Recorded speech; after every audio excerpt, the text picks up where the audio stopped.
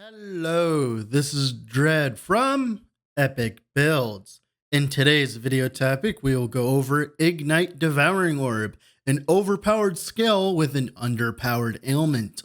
So the idea of this build is it feels a lot more like a miner from Path of Exile than your stereotypical Autobomber setup. We lay our Devouring Orbs down on the ground, and we can proc the Void Rifts from them from Abyssal Echoes. This combination allows us to clear packs buttery smooth and stack a lot of ignites on bosses.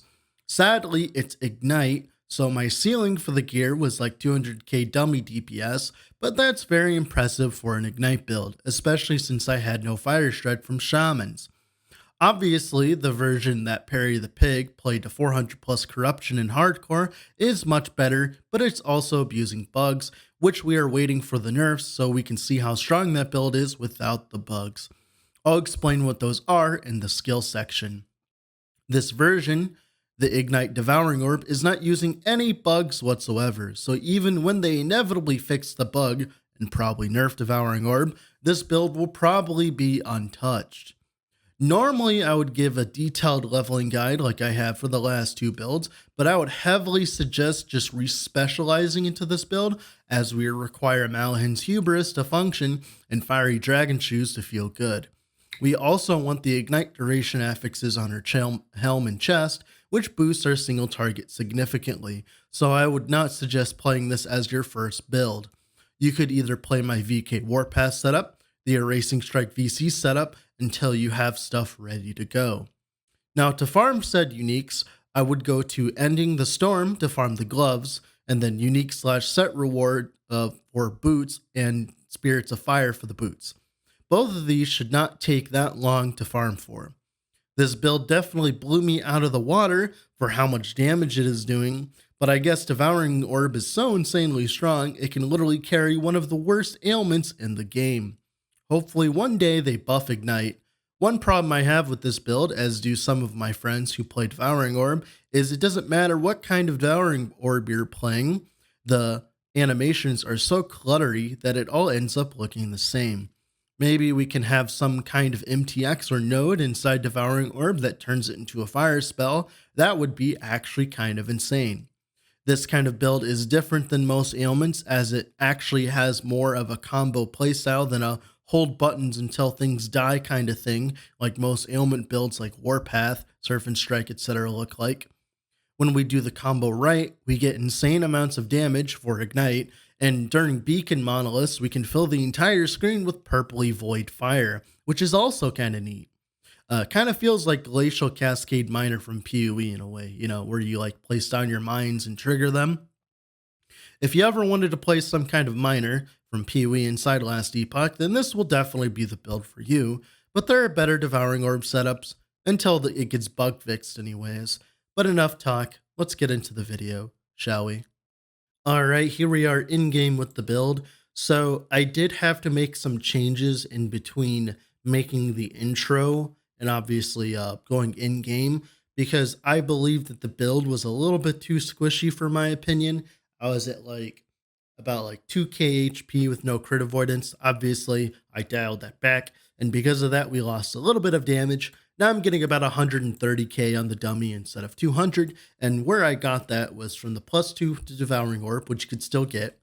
And what we do is we grab 2 nodes into Dark Torrent, and that will get us closer to 200k. And we also have a lot less elemental damage over time. My Ignite damage was a lot more than it was like 600 before, but I had to dial back some of my elemental damage over time because I wanted some crit avoidance and some resistance and some actual, HP. So I did dial back a little bit what I was doing here, but it still stays the same. I can show you the combo. So we turn on Anomaly. Anomaly is really good because it gives us cast speed and puts up the cooldown of Devouring Orb to 1.4 seconds. And now we just spam Devouring Orbs on single target. We wait until we start seeing the big purpley balls, and that's the time to trigger. And 100k, 130k, that's usually around where it sits right now. It gets up to 200k if you have the perfect setup with the perfect gear. Like I said, the problem is, turns out if you don't have any life on your helmet or your chest, you kind of die. It's just kind of funny. So let's get into the skills, shall we? So for Devouring Orb, so we are going to point out the nodes that are broken. These nodes right here, Devouring Orb hits deal more damage. This is applying to everything that Devouring Orb does, including the Abyssal Orbs that Devouring Orb shoot out. The Abyssal Orbs are not supposed to get the 150% more damage, hence why I ignored this entire part of the skill tree because I wanted to try a different setup. This area in these damage nodes are applying to the Abyssal Orbs as well, hence why I'm ignoring these completely. Otherwise, I would probably put a few points in these. But yeah, other than that, we take 2 points travel into Void Depth. The increased damage doesn't really matter for us. 1 point into Cataclysm. It makes it so that our Void, our Devouring Orbs, they like erupt after a few seconds into like a bunch of balls. Sadly, they cannot shotgun, which is very, very sad. I'm surprised they can't, considering it's just a bunch of hits. Kind of sad that they do not shotgun, which is whatever. And then, of course, they're also not being affected by all the void rifts from the tree. We take event 4 points in Orb Master, 3 point for the cooldown recovery speed, so we can spam them. Obviously, we want as many as possible for a single target. 3 points travel into Fleeting Orb, and then 4 points into Patient Hunger. The reason why we have the charges is because this is a much more of a bursty kind of playstyle than it is a like sustain-y kind of playstyle. So we kind of want to burst all of our orbs on a target and then spam like Abyssal Echoes, yada, yada, yada, stuff like that. So that, you know, we do a lot of damage that way, which is nice. So that's why we have the charges. Kind of makes you feel like a miner. You're kind of like throwing out your mines, then you detonate them with your Abyssal Echoes, which is causing void rifts. And then the last few nodes, 1 point into Hollow Orb. We really want the duration. We don't really care about the void rifts not scaling damage, as we do plenty of damage without this. 1 point into Abyssal Emission. This will make it so every 3 seconds we shoot out a Abyssal Orb with Devouring Orb. Obviously, this could be much faster if we have more points into Dark Torrent. And this is pretty much the insane part of Devouring Orb. It just gives us extra hits per Devouring Orb. So what happens is we place down like 6 or 7 Devouring Orbs, and they all shoot a Void Rift, right? And then I can use Abyssal Echoes to proc them so that they create even more Void Rifts, right? Because of the node inside Abyssal Echoes, which will then cause even more hits, which will, you know, use our Ignite chance, yada, yada, yada. And that is how we actually get a halfway decent amount of damage with Ignite. You could probably swap this over to Bleed and do a lot more damage, but sadly, Bleed kills my computer right now, so I can't really do that. All right, so for Abyssal Echoes, we take 1 point travel into Vorpal Reverberation, 2 points travel into Rippling Corrosion, 2 points travel into Tides of Rust, then 3 points in another Breach. So the way this works is if I place the Devouring Orb and I press my Abyssal Echoes, it will cause a Void Rift from the Devouring Orb. Why that's important is because it gives us even more hits on a single target. So if we layer all of our Void Rifts on all of our Devouring Orbs on a single target, we can actually just spam a bunch of Void Rifts, which will equal a lot more hits and do a lot of bursty damage. And that's a lot of damage for Ignite, by the way. Like, that is a lot of damage for Ignite. There's not many Ignite builds that like do more than 200k, Warpath being one of them. But yeah, like, that's pretty good for Ignite. I know I have to stress this, but people don't understand that Ignite sucks. So the fact that Ignite is doing this much damage is amazing. Eventually, when it does get buffed, it'll be nice. And of course, 1 point into Time Compression. It'll add a flat mana cost to Abyssal Echoes, but remove the cooldown, which is nice. Then, of course, 5 points into Abyssal Dispersion so that we can spam our Abyssal Echoes so that it can, obviously give us a little bit more DPS and also, trigger all the Void Rifts. Also, the damage is a little bit RNG because, like, the Void Rift chance, also the Echo chance. So we could echo a bunch of Devouring Orbs. We could also echo a bunch of Abyssal Echoes. Void Rift stuff. Like, we can, like, pretty much just get extra of these. One note I will make is this node, Screaming Rifts. Do not use this with this node. This node requires you to directly cast Abyssal Echoes, and this node does not count as a direct cast of Abyssal Echoes. I know it's dumb. So do not use this node. I figured that out later on. I was like, what the heck? Why am I getting my Void Rifts? I'm like, yep, that's why. And of course, 4 points of Fiery Chasm so that the initial burst will ignite, give us extra ignite procs. And of course, 1 point into Point and Corruption. Main reason we do this is so that it's a spell damage on hit. We no longer apply Abyssal Decay, but then of course now we apply Ignite on hit, which is really nice as well. Gives us a little bit more damage that way. But yeah, that's pretty much it for Abyssal Echoes. Reversal, literally exactly the same like all of my reversal setups, but instead of the cast speed, we went for movement speed because I like movement speed, and it's just your stereotypical dot setup with the Harbinger of Dust and Time Risk for the 100% more damage. And of course, Anomaly here, this is your stereotypical like utility setup for Anomaly. The only difference is we're not building into crit because we don't need it because we're Ignite. And of course, cooldown recovery speed is really good. The cast speed is really good. So this is global health leech. I did not know this until I played this build, meaning it works for Ignite, which means Anomaly is actually one of the best ways of playing a dot build inside Sentinel thanks to this node, and I will be abusing it much later on. But yeah, having global leech like that is amazing.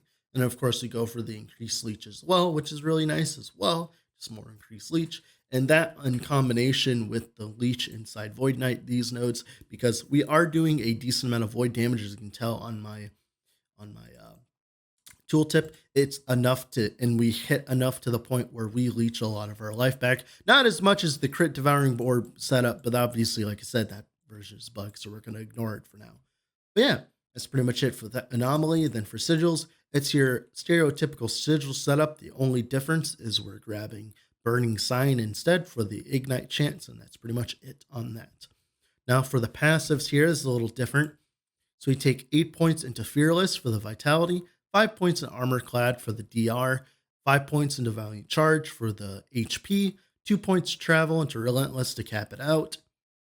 Then of course for Forge Guard, which is not normal, as normally you do not spend points in Forge Guard as these kind of builds, but 10 points into Battle Harden for the just the extra armor when hit, which is nice because it's just travel. 5 points into Guardian for the HP, and of course 10 points in Smelter's Might. So this gives us a lot of bleed and ignite chance, and thanks to our Maelhins Hubris, it turns all that bleed chance into ignite chance, which is really nice for us as well. It's very good. This is one of the main reasons this build is even viable. If this node didn't exist, it would suck. Obviously, it's doubled with a two-handed weapon, which we are using with a composite staff here, as you can tell. So that's really nice as well. And of course, that's it for those passives. Now for Paladin, your general setup, just pen instead of HP, attunement, yada, yada, yada. You know, the normal stuff. And of course, we're Void Knight, 10 points into Abyssal Endurance for the res, 4 points Travel and Devouring Blade, 6 points into World Eater for the Leech, like I said before, 5 points Travel into Doom Knight for the HP, because a lot of these stuff doesn't really affect us. 5 points into Renouncement for the Vitality, just to travel up further. 5 points in the Echo Chance, obviously. 5 points Travel into Eternal Form. Sadly, I do want to cap this out eventually, but from what it looks like, we won't be doing so, as we're almost 97 already. 5 points into Time Legion. You want to have 10 points into this for the extra Echo, or put 5 points into Eternal Form. Either way.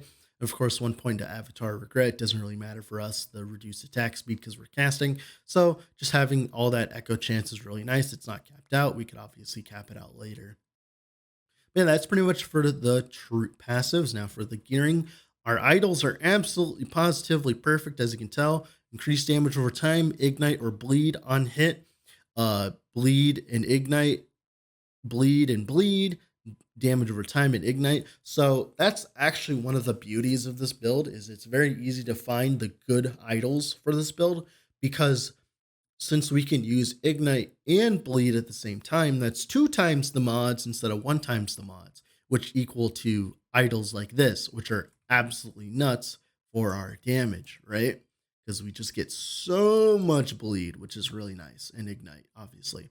Of course, double HP idols, then some resistances depending on what you need. It's just like whatever on that. But yeah, now for the gearing. So that Vitality, +2 to Devouring Orb. You'll do like almost twice your amount of damage with that. T5 ignite duration would be nice too. HP and then endurance. Fire pin and elemental damage over time. And of course, resistance, or whatever else you can fit in there. HP or frailty on hit as well. For the staff, this is a terrible staff. It could be so much better, but it's what I had on hand. You want a composite staff because you get the damage over time from the implicit. You get the cast speed, which is very important as you want to be casting fast. As you can tell, like, we're spamming a lot of orbs, so we want to be casting fast. Of course, the elemental damage over time is really strong. It's just tier 2 instead of tier 5. Gets up to 359%, so you can imagine how much damage that would give us. And of course, ignite on hit. Sadly, staves cannot run bleed on hit. So what I was trying for a little bit, if we can find it here, I think, yep, I was running this for a little bit. Now, these are comparable in damage. They do the same amount of damage, pretty much. The difference is this has cast speed and this does not have cast speed, even though they do the same amount of damage. Obviously, you could get better rolls on this, but you could also get better rolls on this. This is a lot more perfect. But yeah, turns out this isn't as strong as a composite staff, so you want to go for a composite staff. Yeah, and then for a chest, ignite duration, then you want fire damage over time. On the prefix, there's a lot of increased damage. And then HP, that's pretty much good on that. Elemental damage over time, then of course damage over time, HP, crit avoid, the usual stuff. It's like, this is a perfect belt, it just needs to be rolled better. Terrible ring, I want to be running elemental damage over time and fire damage. And of course the crit avoid and the resistance are really good though, hence why I'm running this ring. It's giving us almost no damage. And of course, Maelhins Hubris is mandatory for the build. You can farm it in Ending the Storm. Right here, you'll find Echoes with glove rewards. That's where you find those. Then Fiery Dragon Shoes, absolutely essential for the build to feel good because the Ignite effect, this is the only global Ignite effect in the entire game. And you don't get any more Ignite effect as a Sentinel, which sucks, but it's like whatever.